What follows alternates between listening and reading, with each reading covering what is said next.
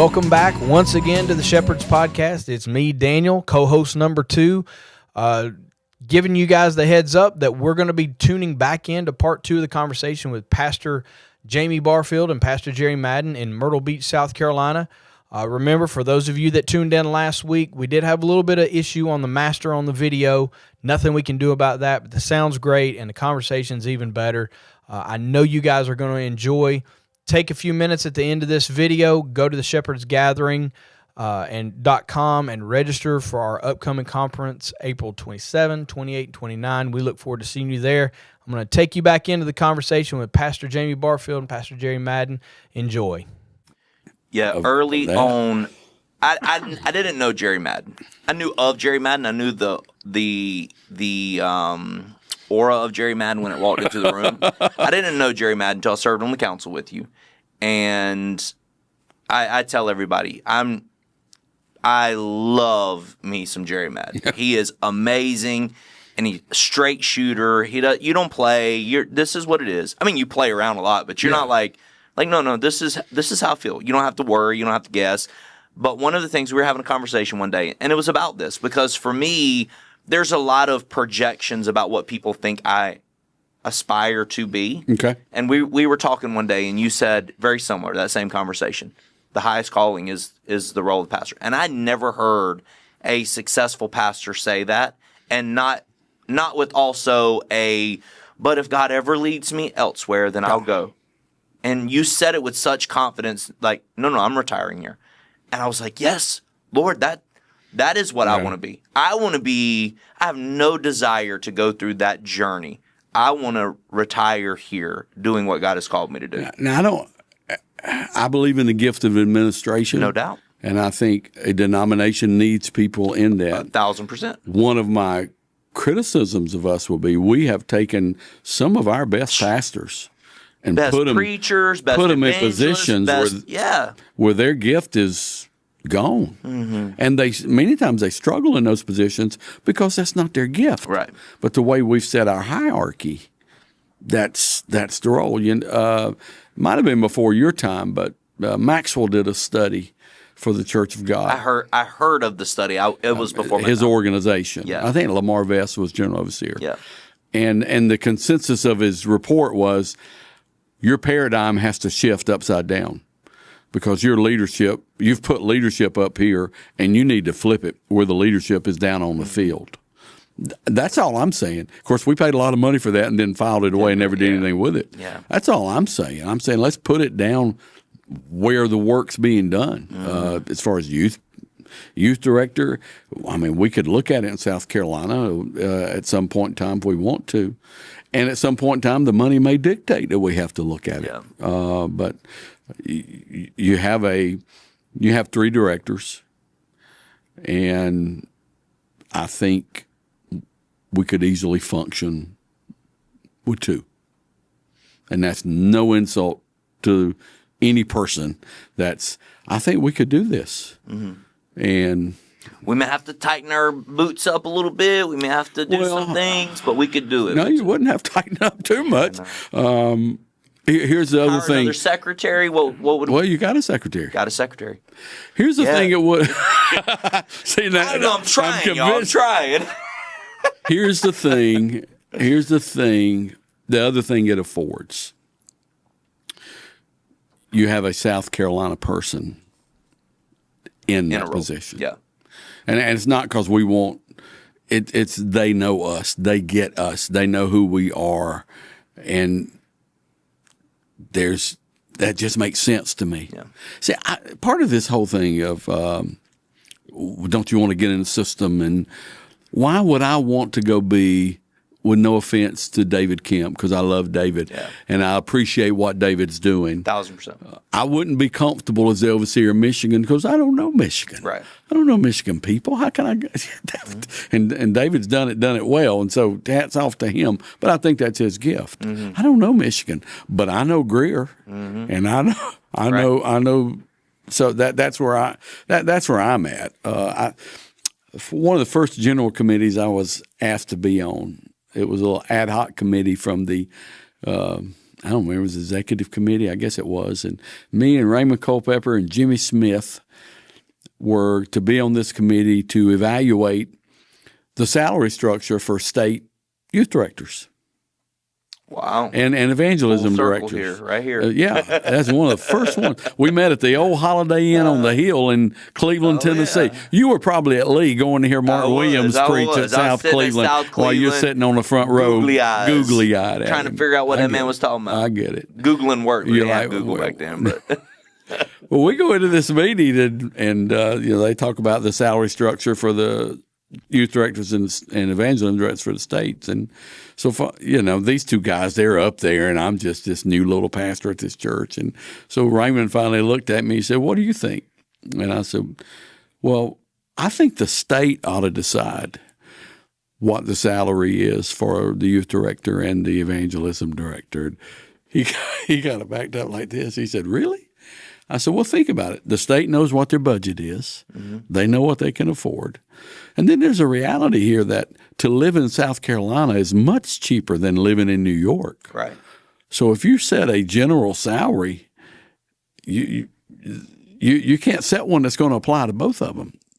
So wouldn't it make sense to let the state decide what that amount is? And then one of the other members said, oh, no, you can't do that. We can't let the states decide that, because then people will be going to where the state that pays the most money. And no, we have to.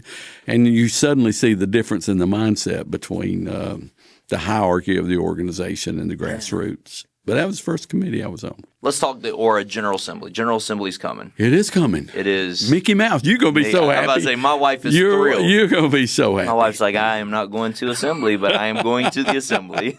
I understand.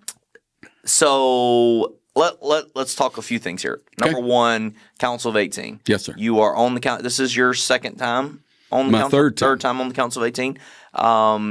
It's a really cool honor that your peers honor you and put you in that role of 18 people over thousands of ministers. It's two things. It is an honor. It's an honor, for sure. I know it's South Carolina guys, yeah, and I know it's because of the church I pastor. Yeah. I don't think it's anything about me. I know it's about the church that I pastor and the state that I pastor in and our relationship, and that's why I'm there. And I'm honored by that, and I try to serve well. And going back to I'm not afraid to speak up. Right. If you're there, you are elected by your peers. Right. To speak up, right? Protect us, be our voice, mm-hmm. And so I'm not. I'm looking at the executive committee, and I asked a pretty pointed question a couple of weeks ago that might have made some of them uncomfortable. But they didn't appoint me to the Council of 18. I was going to say, I talked to an overseer who is on the Council of 18, and he said, "We need Jerry's voice because those guys decide our future." That's exactly right. Where they don't decide Jerry's future, but they decide our future. I was playing golf with, remember Harold Downing? I do. I was playing golf with Harold Downing. I was the pastor at Praise, and he and I and somebody else playing golf, and he had like a 5-foot putt left. All right. And he stood over it. Waiting for you to give it to him. And I'm standing behind him, and I said, if you had something I wanted, I'd give you that state. But you ain't got nothing I want.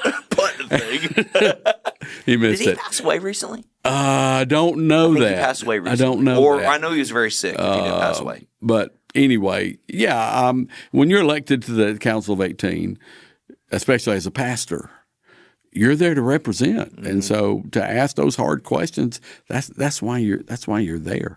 And I don't go in there looking for them. Sure. It's not like you're on a mission, and but when it's in front of you, you got to ask the hard questions. So huge honor. You go into those moments. We're at assembly now. You are on the Council of 18, and you set the agenda for this assembly. I'm actually on the agenda committee this time. Okay, and so we've already met and passed some things, and we got some real intense meetings coming up. Okay, because I've heard this is April. not. There's nothing on this agenda. Well, there'll always be some agenda. Here's the interesting thing about that, because I have to, a come clean moment. I've got the agendas before and looked at them and think, what in the world Why are we traveling meeting? to Orlando to vote this? Well, we're traveling to Orlando because the General Assembly minutes say we have to have a General Assembly. Right. What's on the agenda only comes from the field. So we had this conversation the other day off air. So talk through this because I don't think guys know this. The agenda committee doesn't sit down and say, "What can we talk about?" That's not what it's about. The motions for the General Assembly come from two places. One, they will be the motions we did not get to in the previous assembly. Mm-hmm. Those are automatically carried over. So those will be on the agenda this time. And then the motions that are submitted from the ministers of the Church of God. We review those motions. If we get three motions on a particular ministry, we may combine them into one. Right. But it all comes from the field. So whatever you want the church to discuss or consider, send it in. Mm-hmm. It's purely what comes in from the field. I know a mutual friend of ours, Patrick Conley, last year, or I guess 2 years ago, last assembly, there were a few agenda items that he helped to craft and write. And he's doing that now. He'll take and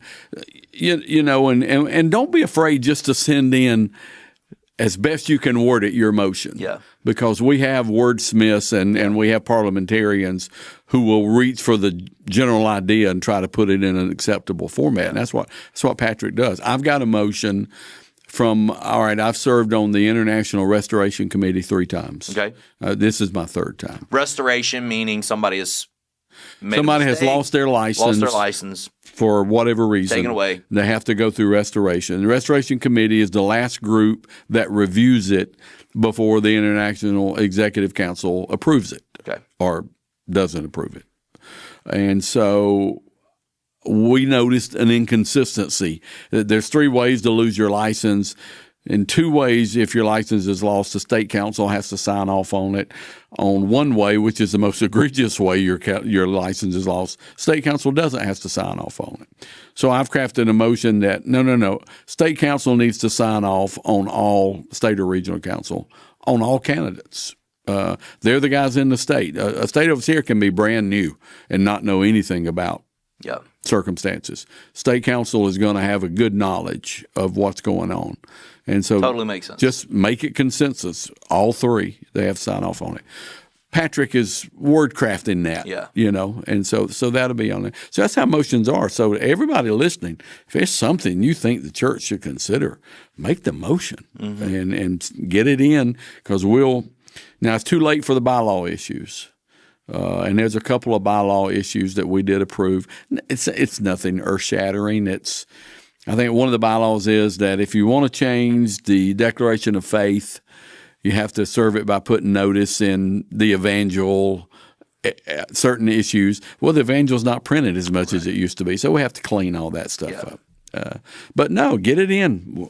I think the next meeting's April the 7th, and so you get it in. We'll look at it. Absolutely.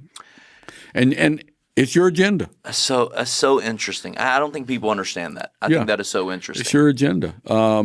And some guys might think, well, I'll wait and get to the assembly and submit my motion. But a lot of times those motions get held back to be reviewed by legal parliamentarians. The sooner you get it in, the better chance you have. So you're running in circles that most men don't run in. I don't think about it like that. You have a brother that is one of those top guys. Yeah. You have friends that you've golfed with that are in that upper echelon of decision makers for a denomination running 10 million people.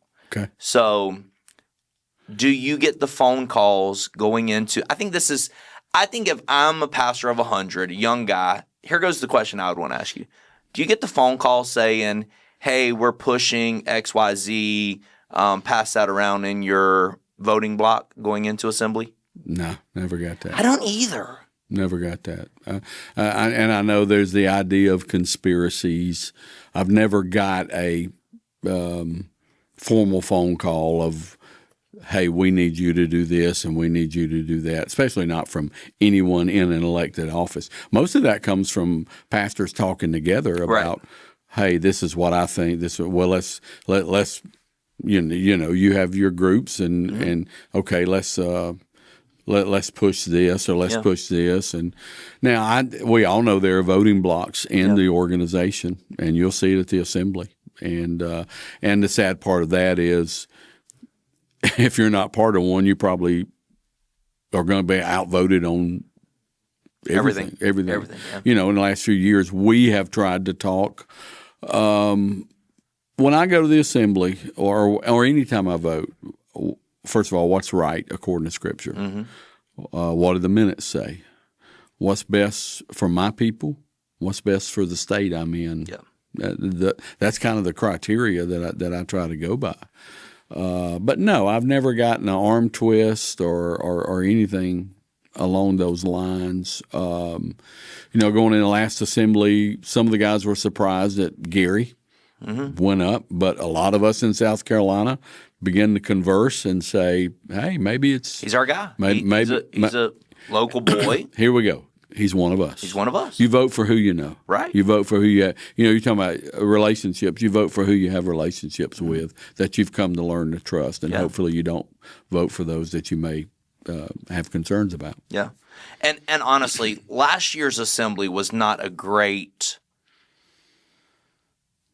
time going in. You serve on the lead board. Yeah.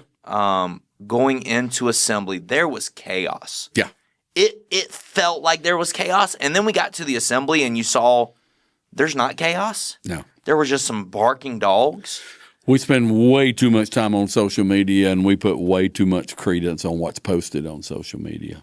And that's not just the church; that's the whole country. But the church is guilty of it too. And I think Gary got a little bit of that push because of he just kind of was out of the chaos. Yeah. And so I think he got a little bit of hey, let's just put somebody up that's out of the chaos. Yeah. People got tired of it. It had its own life cycle. Yeah. It's like, okay, enough. It can't be that bad. It can't be. It can't be that bad. I was on the lead board and went on at it. Excuse me, in 2008. And is that tenured? No.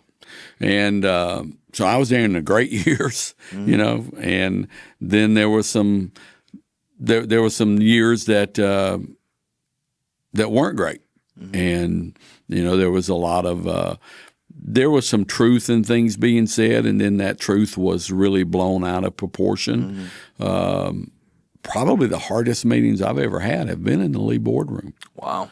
When I had to say, this is wrong, and those were some tense meetings.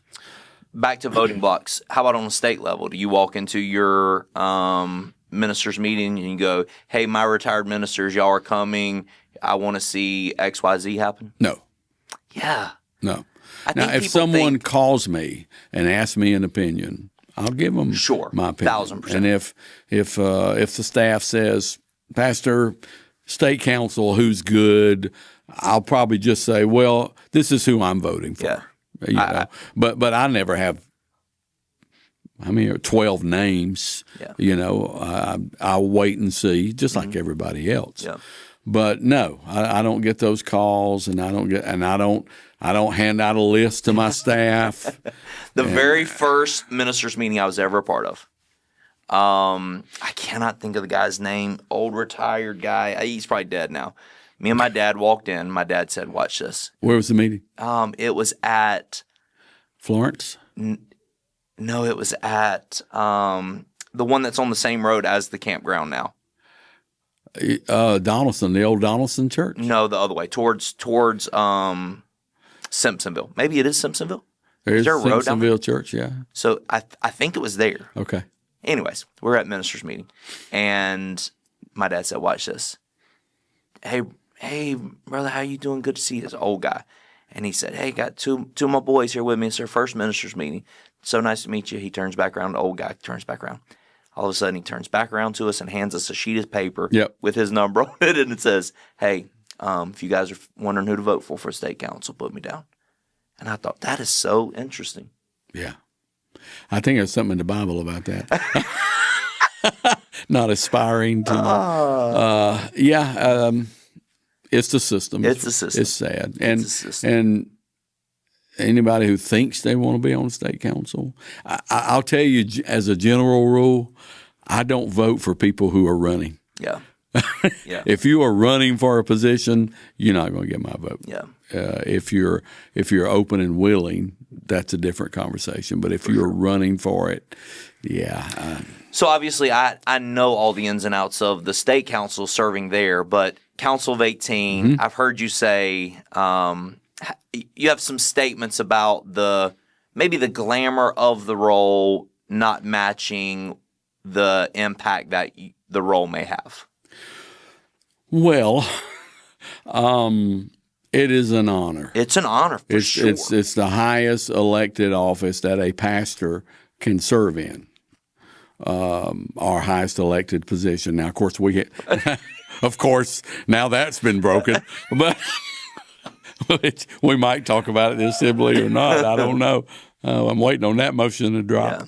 But in general, it is an unbelievable honor. My dad wept when I was elected to Council of 18 because my brother and I were both elected on the same Council of 18. That is so cool. Somebody said it's the first time brothers have ever served. I don't have any idea, but I know my dad. My mom said my dad just broke down and wept. So if for no other reason than it blessed my dad, okay. Mm-hmm. But you have this idea that you're going to go up there. You're going to change the world. You're going to change. No, you sit and you listen to reports, and you might, other than setting the agenda for the General Assembly, most of it is just listening to reports. The one exception to that was when COVID hit, and we had to make some hard decisions about do we have a General Assembly? Okay, not having a General Assembly, how does this change our whole tenure and our elections? And boy, that was. Do you have parliamentarians coming into the room, or you have them on standby? How do y'all do that? Well, you have them on standby, and then of course the Church of God has a parliamentarian on retainer, a professional. Okay. And so, especially as we were trying to navigate tenure and all of that, he was in on all of our. There was a lot of conference calls and a lot of Zoom calls about that. He was in on all of that. Let me ask, because I love this conversation. Yeah. Tenure. So we're going to be in a really weird place, not this assembly, next assembly. 2 years from now, where our overseer and first assistant general overseer both have served at that point 6 years. Right. And are they going to be able to be voted back in for a 4-year term, or are they going to be able to be voted back in for a 2-year term of a 4-year term? 2-year term. Even though we're voting for a 4-year term, they're just going to be able to serve the 2 cap years. There's a larger cap of you can only be on a committee 8 years. Okay. And so the current ruling of the parliamentarian is they will be eligible to be reelected. Okay. But it'll just be noted they can only serve 2 years. Okay. And that's the best thing to do. If you try to vote to resync it or whatever, then you'll be voting every time there's an out of sync committee, which could be any time. Somebody could resign, and then all of a sudden committee's out of sync. Somebody could, heaven forbid, die or whatever. If somebody resigns, they don't have like a no process of moving up. You just send out a thing to vote again. No, I think, and we have to look in minutes. I think everybody moves up, and then you go to the General Secretary Treasurer position, and you see who were the top 2 names not elected, and you send out ballots. Okay. And to the general body. Is that what happened when David Blair passed away? Those were Brian Yon and when David Blair passed, then Rob Bailey moved into his position, and so you were given 2 names. I think it was Brian Yon and David Jarvis. It was Jarvis. And we all got letters, and we voted by mail. I don't think we voted electronically. I think it was by mail, yeah. And we sent it back in. You had 30 days, and it was decided Brian. So, it's the same way at the executive committee, as best I remember. So interesting. Yeah. It's an interesting system. It's an interesting process. So that means in 2 years, we vote them 2 more years. And then in 2 years, we'll come back and the positions are open. Yeah. But again, you always remember, and the body emphasized this last time around with COVID, there's an 8-year cap in that executive committee. And once those 8 years emphasized that it was our overseer, Tim Hill, right? To give him 2 more years would have extended him beyond the 8 years. And the body said, no, we don't extend beyond the 8 years. So it was, and I don't want to get into it. I get it. I don't, there was a lot of discussion about should we even have this conversation at the assembly. But anyway. What's the age difference between you and your brother? 4.5 years. Same with me and my brother. He's older or you're older? He's older. Same with me and my brother. I'm the baby. Same with me and my brother. Yeah. And my brother was the polished one, the chosen one, the one that was Jesus in all of the plays. And I was I hope you graduate high school guy. So what was it like growing up with? Well, my brother was the athlete. My brother was all-state quarterback. Yeah. He kicked 50-yard field goals when he was 10th grade. Wow. He had letters from Alabama, from Notre Dame, from Tennessee, from Georgia Tech. I remember we went to a Clemson game. He was being recruited, and we sat up in the stands. Benny Cunningham was tight end for Clemson, who wound up playing for the Pittsburgh Steelers. And so that was Tom was the athlete and had a scholarship to go play football, but at camp meeting, the Lord spoke to his heart one year, and he left, went to Lee, went in ministry. Crazy. Yeah, just a whole 180. Went in ministry, and his ministry's unbelievably successful. He was youth pastor at North Cleveland. He's been youth director, state overseer. He was one of the 3 guys who started Winterfest. Yeah. That's what I always say. His thumbprint is Winterfest. Winterfest. And he's the one who stuck with it, the other 2 guys. Right. But he's directed Winterfest for all these years. It's a little bit, I'm sure it's rewarding my dad and mom, but now Bo, my son, or our son, is the chairman of the Smoky Mountain Winterfest. So, yeah, it is kind of cool. So that was him. Me, I came out of high school and wasn't really sure. Businessman. Wound up that way. Yeah. I remember asking, I told the Lord, if you're going to call me, okay, my dad's a pastor, my brother's in ministry, my granddad's in ministry. So, and I was like 17 or 18. Okay, if you're going to call me, here I am. Do it now. And nothing happened. And so I took an interest in computers, and I got a little associate's degree in computer programming and went into business, went to work for Greenville Hospital System, went to Michelin Tire Corporation, went to Fluor Daniel Engineering, back to the hospital, and this is when computers suddenly exploded. Right. And so I was the executive director of telecommunications and computer systems. So I was over all of their computer networks and their telephone networks, and but all that time I had been doing part-time ministry gigs. Mm-hmm. I was the music director at the Easley Church of God. Easley Church of God, which meant I led the old convention book songs. Yes. I put on a cantata every Christmas. That was my job. I did that while I was working in the hospital, and went to Tremont and did some work with them. Wasn't on staff but volunteered with young adults, and then we wound up at Praise. I actually went to Praise Cathedral as a member.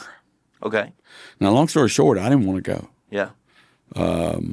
I'd become a little bit embittered toward the Church of God. Mm-hmm. How open and honest and long do you want to go? Yeah. My dad did not get, when my dad was evangelism director and came out of the office, the overseer there did not take care of my dad. Mm. And it kind of put a sour taste in my mouth. Because your dad had committed all these years all his to life serving doing the that, Church of God. That, yeah. So now he was disappointed with initially. Now, long term he was happy with it, but initially he was disappointed. So we weren't satisfied. So I actually went to Assembly of God Church for a while and enjoyed it. It was different. Mm-hmm. It's not family like we are. Right. So my wife said, we're going to Praise. And I said, no, I'm not going to Praise. I said, if Jesus told me to go to praise, I'd argue with him. And she would say, we're going to praise. I said, hell will freeze over before I go. So I'm living proof that don't ever say never. Crazy. Never say never. So we went into praise that first Sunday. I sat on the back row and cried the whole time. How crazy. Because Bobby Johnson's pastor. Bobby Johnson was pastor, but I walked in that door, and as soon as I walked in the door, somebody hugged me. And I got 10 more feet, and somebody else hugged me. And I sat there. I can't tell you what Bobby preached that Sunday. No. But it was like, I'm home. Yeah. And so State of Praise, I was on the church council.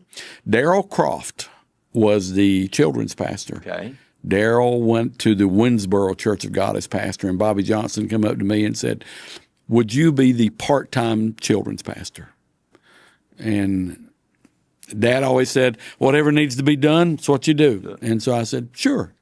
And that was February of 94. And by August of 94, I knew that I was a called pastor. Yeah. Took a 68% pay cut. Yeah. And became a children's pastor and was very happy. Mm-hmm. I love being. You can yell at children; they love you the next week. They still love you. Yeah. And mamas and daddies aren't like that. Yeah.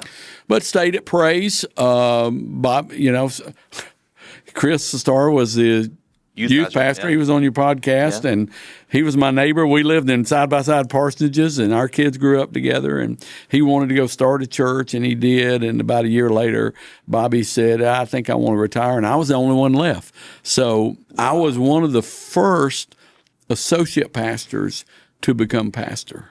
It wasn't popular because not only that, back that was just opposite the way the system was. Mm-hmm. Associate pastor became pastor, but Praise was the largest church in the state. Wow. And it was the first church I tell people, this is just my first church. Be patient with me. Had y'all already built the new sanctuary? We had. Okay. We had. But yeah, he retired, and there was a little 2-year transition there. Mm-hmm. And I became the pastor January 1st of Incredible. 02. And the Lord's been very good to us, much better than we deserve. So that's the story. That's how I didn't. I was asked Marcus Lamb when he was living. I was on Daystar, and he asked me about the journey. And here's the best way I describe it: I did not choose the path I walked. Mm-hmm. I just walked what was in front of me. Yeah. Such good wisdom. And so to sit down and say I find God just generally leads to the next step. Yeah. Here's the next step. Go here. Steps of a righteous man are ordered by the Lord. Yeah, my grandfather wrote that in my high school Bible. But, you always get a Bible at high school graduation, mm-hmm. and he took it and wrote that on the first page in pencil, the steps of a good man have ordered by the Lord. And thanks, Grandpa. Yeah. Thank you for hanging out with me. And hey, man, are you kidding? I enjoy it. I enjoy being with you every chance I can. Yeah, you always have so much energy. I try. Yeah. Appreciate you. You drink caramel macchiatos and double I'll shot drink anything espressos. they put in front of me. Right now is water, but be careful; they'll bring you up on charges for that. That's true. Crazy. Appreciate you. Oh, I love you, Thanks buddy. for hanging out. Always good to see you. Peace. All right, guys, I hope you've enjoyed Pastor Jamie Barfield, Pastor Jerry Madden in Myrtle Beach at Palmetto Pointe Church. Pastor Jamie's a great guy. He's a listener of the program. I hope that you were able to learn a lot from their conversations about their leadership styles and kind of their thoughts on the ministry and the denomination. Don't forget, we've got the Shepherds Gathering Conference coming up, theshepherdsgathering.com. April 27, 28, 29. Go register for that. Please, please, please register for that. $75. It covers your meals Monday night, Tuesday, Wednesday morning. It'll be a great opportunity for you guys. Also, we've got a special rate with the Marriott here locally. I think it's about $139 a night plus tax. If you call the Marriott, there it's on the Parkway. Give them the group code Praise Cathedral. They will get you connected